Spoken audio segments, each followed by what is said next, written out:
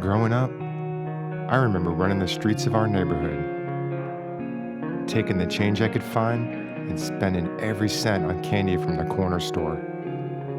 I remember renting a movie from the video shop every Friday night, and the owner knew us by name. Bumping into mom's hairdresser or car mechanic was common at the market. Before technology's rapid advance, the sense of community was strong. One thing that hasn't changed is how small businesses affect our daily lives. Culture, loyalty, and a sense of community are all things we value in a small business. And without them, our community begins to fade. But we could change that. We can bring back our childhood memories and create new ones for our children, starting with our communities and those who support them the most. And my name's Ed Stork, and this is The Local Lift.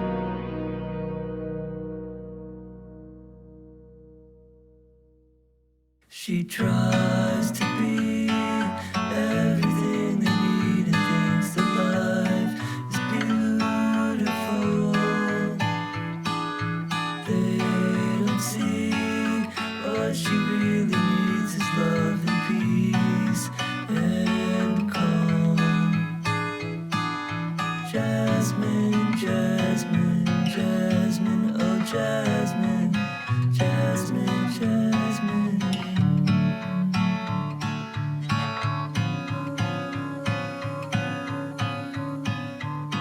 She's known to be anything and everything and never asked for help.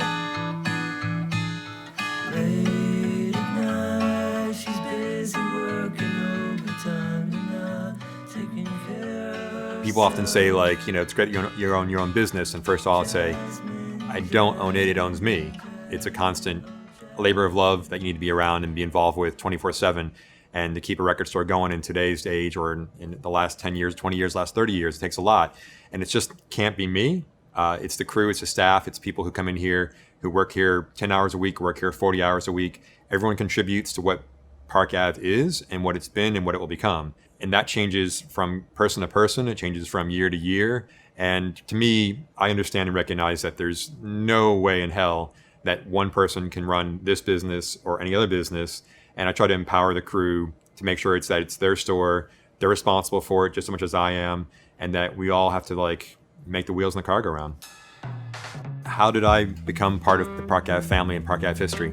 So I went to school locally, went to school to Rollins. I was there majoring in literature, poetry, sub-philosophy, that sort of thing, heavily involved in student activities.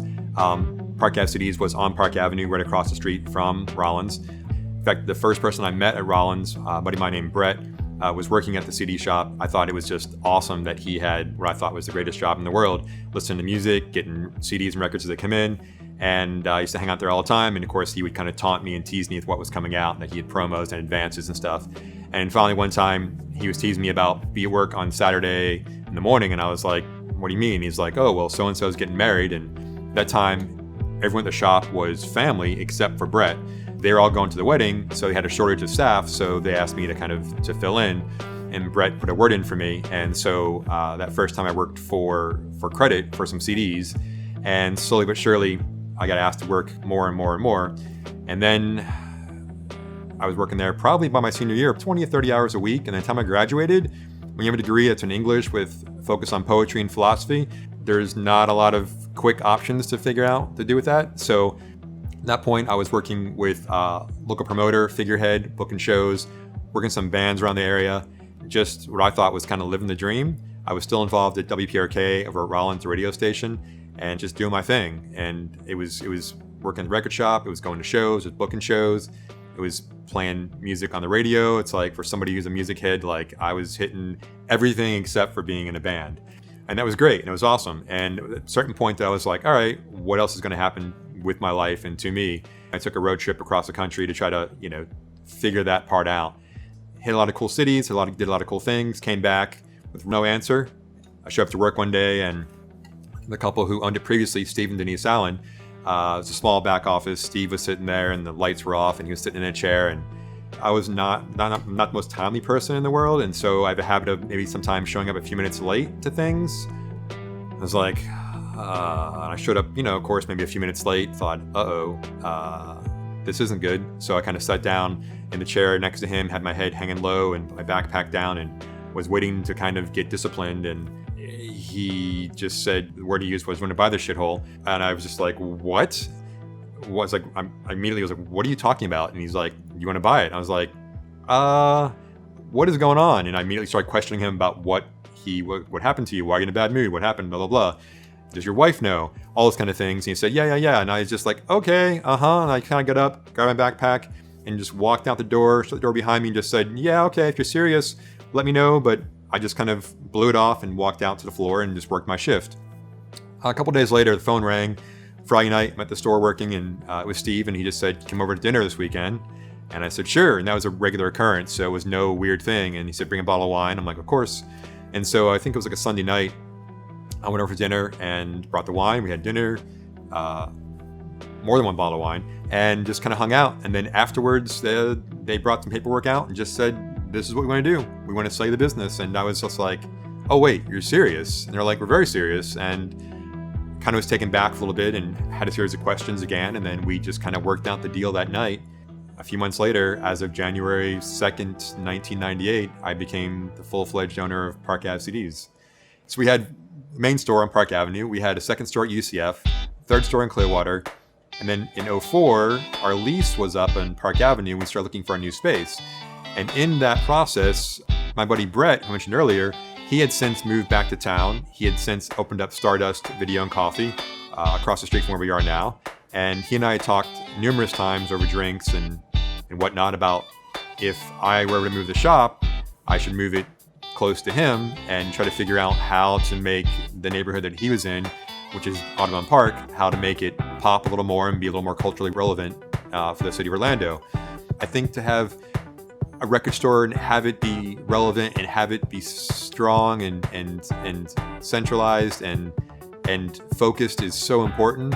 And I think what I found when I had 3 stores, honestly, was that I was involved managing the managers who managed the businesses, and I wasn't there to help us all go forward and see what they thought and their opinions and their ideas and contributions. I think having that centralized is so important. I lost contact with the customers as well, so, and also the point where all of a sudden I didn't know all my staff's last names, or I didn't know if their boyfriends or girlfriends or partners or wives or husbands. And that was kind of weird too. It felt less like a family and more like a business in a chain of stores, which is nothing wrong with that. It definitely works for some folks, but I felt like we needed centralization. We needed to be focused on one primary store. And with so many obstacles that have been thrown at us over the years, I still feel pretty good about that. So we've had some staff who've been here for a long time, and that it's reassuring for me in terms of the experience, the knowledge, the comfort levels, the know-how. At one point, I think we literally had hundreds of 300 or 400 years of experience in the store, between people who worked here and their experience at record stores as well as here at Park Ave. It's nice. It kind of reaffirms that family approach, and which was what Park Ave was initially. It was all family run with one outsider, or even at that point he was part of their family, and then I became part of that family as well. So having folks here for a long time is nice. It's great in terms of, for me, it feels like, I hope that they feel comfortable enough that they feel like this is a good place for them to be and to thrive and to be involved with their bands or recording music or whatever they do, that they can do that with this as being the foundation of their work and of who they are. COVID-19 and how that affected Park Ave CDs. So as a record shop, we've always had obstacles throughout the history of being an independent record store. It was a lot to deal with at once and immediately, and it's not unique to me or to my business. It's something that I think everyone had to deal with. But I think for me, it was involving all the team, all the crew that were here at the time, and figuring out what we had to do, what needed to be done, their comfort levels. Some were like, I'm here to help. What do you need from me? Some were like, you know what? I'm not comfortable. I've got somebody at home who's compromised, or I have a kid, or yada, yada, yada. And all that was fine and acceptable. Each person had to figure out what was best for them and their families or their situations. I always cover my full-time crew here at Park Cities and they're with health coverage, so it was like I need to make sure that was being covered throughout the furlough, not knowing how long a furlough would last. And it was just lots of obstacles, lots of, things to shore up the things that people needed the most. And so we started out small and we just pivoted. We figured out, okay, let's do web store orders. Let's make sure we put information out through the social media platforms. What else can we do? You know what? Curbside might work. People might feel comfortable doing that besides just shipping things out. And we just kind of started building the business back and figuring out what was working and not working. And each step along the way was, again, everyone that was here, they were involved in decisions that were being made. We didn't feel comfortable yet as a crew opening the store back up to showroom browsing. I think we decided to finally do that in early June. But I can tell you we spent days, if not weeks, figuring out what that protocol looked like, what that meant for each other, what that meant for the customers, what it meant for just just everything. And so in a lot of protocols we came up with in theory, we kind of used our experiences other places, figured out what we saw, what we didn't like, what we did like, what our comfort levels were.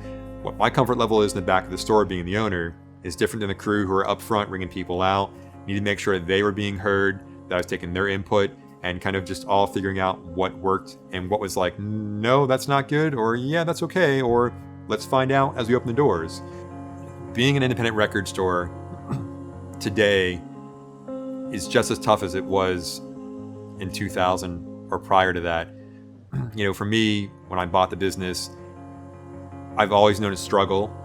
For us, it's been a series, whether it's been dealing with Best Buy, when Best Buy came to town, what they did to the marketplace, when Circuit City did that, when Target and Kmart, and anybody who was selling music below cost, below what we as retailers could buy and sell that music for. Trying to explain to customers that no, like what you're buying it for at Best Buy is less than what I can pay for at wholesale. We dealt with that. Then all of a sudden we had to deal with the advent of file sharing and Napster, and all of a sudden people were able to rip music for free on the internet, and what that meant in terms of access and availability. People ask, how we survive. People ask what makes CDs and LPs and books still a thing in 2020. And when things are so convenient and easily accessible via digital formats and platforms. And for me, the records are a great example of that because they're an active form of listening where the accessibility on your phone or your laptop or wherever, it's very passive. You're either working out or you're driving somewhere or doing something else. The music's in the background. Vinyl forces you to be an active participant in the experience. It's tactile, it's larger, it's the artwork's involved. You have to take the record out of the sleeve, you gotta put it on the turntable, you gotta drop the needle, you gotta then get up a few minutes later and flip the record over. Like, it forces you to be active and be part of that experience. For me, music's been part of who I am since I was a kid. My dad wasn't a big fan of me buying music, so I didn't really have a lot of albums when I was a kid. I had a lot of cassettes because I could take my allowance or birthday money or holiday money and pretty much go and buy some cassettes and put them in my short pockets, in my pants pockets, and sneak them into the house. And so for me, I've always been drawn to music in some way or some form. And I still think it's a very active experience. It's active in what I do in terms of now I do for my livelihood. It's also active in who I am as a person growing up, as a person as an adult. It's active in terms of my relationships, my friendships. It's active in terms of my emotional state of being. It's great to pick out a record, to get lost in a record, to get lost in liner notes. There's so much about that experience that is actively a part of who I am. And I think the reason that people are drawn to it is because it's an active part of who they are as well. Audubon Park, since we've been here in 2005, 2004, but 2005 when we opened, has grown in leaps and bounds. It's been awesome to see. It's been a lot of fun. It's no mistake that some of these places that make up the cultural identity of the city are those places that kind of take commerce and social interaction and kind of combine the two.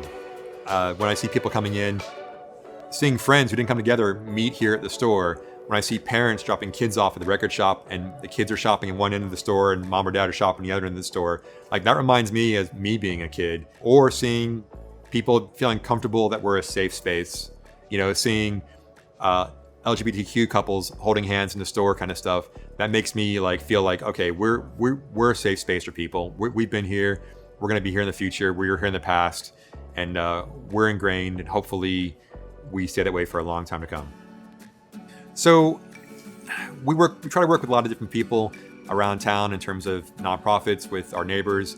We always get asked, as I think a lot of independent businesses get asked, is to support the schools, the arts programs, charities, fundraisers, all sorts of things that are going on that need support and need help all the time. The one thing that no one's ever asked me so far for help with is the Little League baseball team.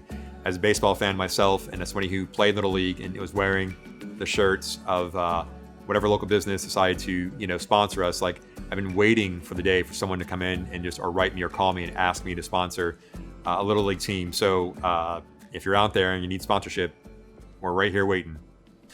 Small businesses, I believe, are what make up the fabric of your city, of your town. I believe that Orlando wouldn't be Orlando without the businesses around us that are independently owned. That to me is what makes it exciting to live in Orlando. I think it makes it exciting to live in any city or town, is those things that make up the flavor of that area.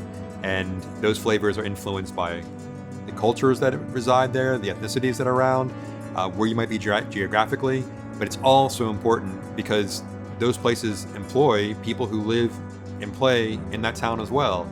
So if you're supporting them with your dollars, you're supporting the people around you, you're making everyone's life better. Those dollars stay here, they're reinvested in the community, reinvested in the schools that your kids go to, they're reinvested in the businesses next to you, they're reinvested in the taxes that are paid to the city and to the county and to the state. There's so many benefits for what we do. I mean, we do this all ourselves. We don't go to the city of Orlando asking for tax breaks. We don't go to the state of Florida asking for tax breaks. We're the ones help offsetting those taxes that escape the area when it goes to these corporations that aren't based here, that aren't founded here, so to speak. We're the ones making up for the loss in the tax base. We're the ones providing the resources, the opportunities, the food drives, the shoe drives, being an outlet for whoever needs a place to help figure out how to help each other, kind of thing. So there's so many things that are important, but think local, stay local, shop local. All those things are important every day of the year. There are so many memories attached to my business into Park Ave Cities and what we've done and what we do. Lots of personal memories, good and bad. Lots of memories with customers, memories with bands who come in the store, with staff who come and go, with there's just so much. Some of the things that make me the happiest when I'm here at the store when we do events, for instance, is being a great host. We feel like we're a good host when we do business day to day. When we do an in-store performance or an autograph signing with somebody, like, it's important for us to make sure that the artist or the group, the band, has a positive experience. It's also important for us that the fans who are coming in here to meet or see or witness and be a part of that experience, and they're just as happy as well. And so when you bring somebody in and it just happens, the band is awesome. And it might even be someone you're into. They're just good though. They just know that their fans are here. It's not a stage that they're normally going to perform on. It's an improv situation, and they have fun. The fans have fun. They meet. For me, that's great. That's what I want. To be that conduit for people to meet their favorite artist. We had Childish Gambino in here years ago. I met him at a independent record store convention. He performed for us. I talked to him afterwards, was like, hey man, if you ever come in Orlando, you're more than invited to come by the store and come by and hang out, do a signing, whatever you want to do, perform. He's like, oh, I'd be into that. I'm like, awesome, cool. So a year went by and a record was coming out. So I reached out via label and he Glover agreed to come by and do it. And it was and we were floored, and we did this, and kids were so excited, and he performed, and it was crazy, and it was nuts. And he also was willing to do some autograph sessions, some photo stuff. And standing there, I was the one that was kind of the gatekeeper, letting folks walk up and meet him. And people were so excited and so nervous and so over the top. It was just it was awesome. You could feel the excitement. You could see them being scared. It was kind of like, all right, I had to like shove people up there. People were asking like, what do I say? And I'm like, I don't know. It's like you need to figure that out in like the next 5 seconds because you're walking up there. So like those type of things are awesome. Having Charlie Leuven in here, a country legend, and seeing people of all ages show up and seeing him tell stories about him and his brother, the Leuven brothers, and that was fantastic. Having Jeff Tweedy in here from Wilco when I was losing somebody who'd been here for 20 years and she was moving on, and it was her last in-store, and he was here, and it was just like you're combining like somebody who's talented like Tweedy and who can improv and have fun with the crowd. You're seeing somebody part of your family leave who's been here for 20 some odd years. All those things mix, and to me it's just like that's what we are and who we are. We're just that place, and there are so many memories with that. There are funny memories with customers and bands. There are sad memories. There are customers who come back who were in high school, and all of a sudden they graduated college, and they come back and tell you they've finished college. All of a sudden they come back and introduce you to their wife or their husband or their partner. They come back and show you their kids. They come back and you realize you're getting old, like you realize all these things that are happening, and life is happening, and you're still a part of that. And I think that's why we're here, why we thrive. It makes us who we are. I'm Sandy Bittman. I'm the owner of Park Ave CDs, or rather I like to say I'm owned by Park Ave CDs. I tend to be the team leader that helps all the crew stay focused and move the business forward.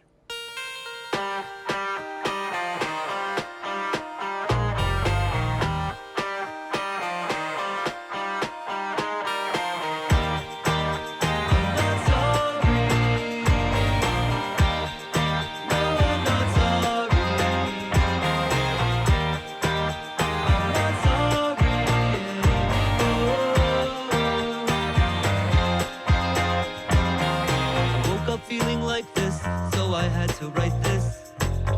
Your flaws are not a weakness, they contain your uniqueness. Pretending they don't see this, it won't make them believe this. Don't obscure the pieces, don't obscure the pieces.